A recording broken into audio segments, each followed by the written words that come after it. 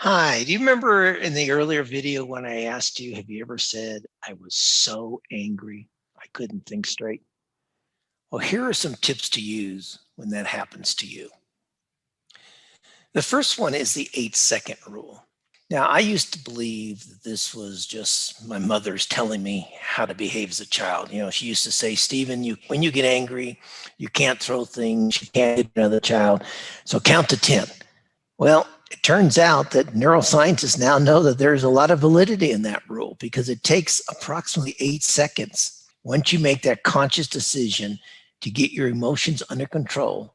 It takes roughly 8 seconds for the prefrontal cortex, the rational control center of your brain, to take over from the amygdala, the emotional center of your brain. So in many ways, just stopping, pausing, counting to 10, asking some questions, giving yourself those 8 seconds for the rational control center of your brain to take over will be a huge step in making better decisions. The second step is called purposeful breathing. And this is a technique that the Navy SEALs use. And I don't know any of us who have a more stressful job than Navy SEALs. So they do this technique for roughly 5 minutes, and they do it to a count of 5. And all it is that you breathe in from your diaphragm, you breathe in, fill your lungs more than normal for 5 seconds. And now hold it for 5 seconds. 3, 4, 5, and then a huge exhale, more than normal. Empty your lungs more than normal and hold the exhale for 5 seconds. 3, 4, 5, and then repeat. Inhale, deeply fill your lungs, hold it for 5 seconds. 3, 4, 5, and then a huge exhale. Whoosh it out more than normal and hold the exhale for 5 seconds. 4, 5. Now you can do this anywhere. I don't do it for 5 minutes personally. Quite frankly, I do it for about 2.5 to 3 minutes, and I often do it before I board an airplane. I'll just be standing in line. We all know how stressful travel is these days, even pre-pandemic, and now even after the pandemic, it's more stressful than ever. So you're standing in line to board your plane in whatever lane you're assigned to. And all I do is I look out at the tarmac and I watch the guys and ladies with the little flashlights and flags, giving directions to the planes and to the vehicles on the ground. And I'll just breathe in. I do it for 8, count of 8. So I'll just breathe in for 8 as I'm looking around, and I'll hold it for 8 seconds. 5, 6, 7, 8, then a big exhale, just under my breath. Don't have to make any noise. And then hold that exhale for 8. 4, 5, 6, 7, 8, and then repeat the cycle. And this automatically gets your body under control. Your body can't help it. It's just part of your anatomy. It's part of your physiology.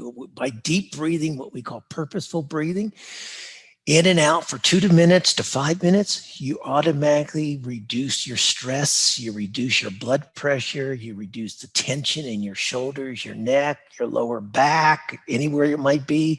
If you're nervous and your palms are sweating, something like this will reduce the sweating of your palms. So purposeful breathing is another excellent way of getting control of your brain, managing stress before you have to make a decision. And then the third one is just your long-term brain health, which we've been talking about throughout this video. But there's actually another one I want to tell you about, which wasn't on the slide. And that is, if there's nothing else you take away from this series on building and maintaining your long-term brain health, please remember this tip. Become a first responder. Here's what I mean by this. When I lived in Asia, I learned to scuba dive, and I eventually got trained up to rescue diver status.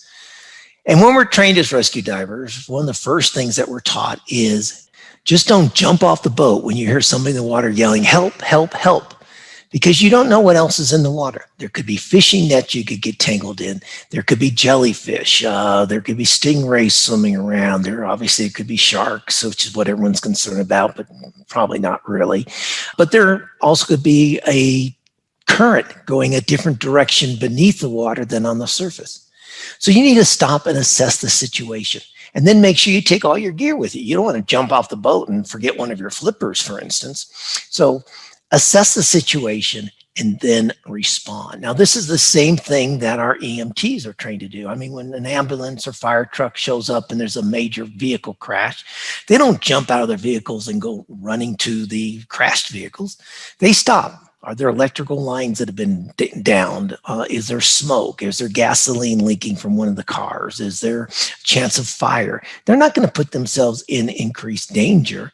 So they stop, they assess the situation, and that's why they're called first responders. They respond to the situation. They don't react to it. Same way we were taught as rescue divers. So this is what we need to do in the workplace, because too many people make snap decisions. I mean, we get paid to make decisions in the workplace.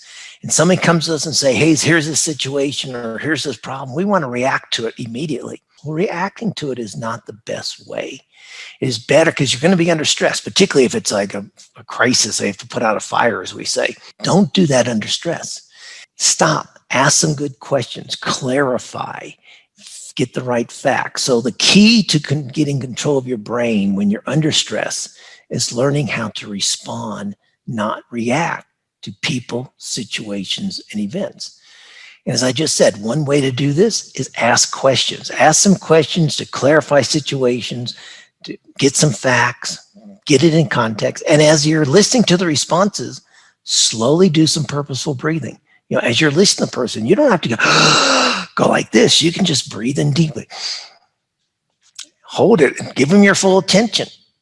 Exhale slowly, and then hold your exhale. And now you're still paying attention to them. They're not going to be focused on your breathing patterns.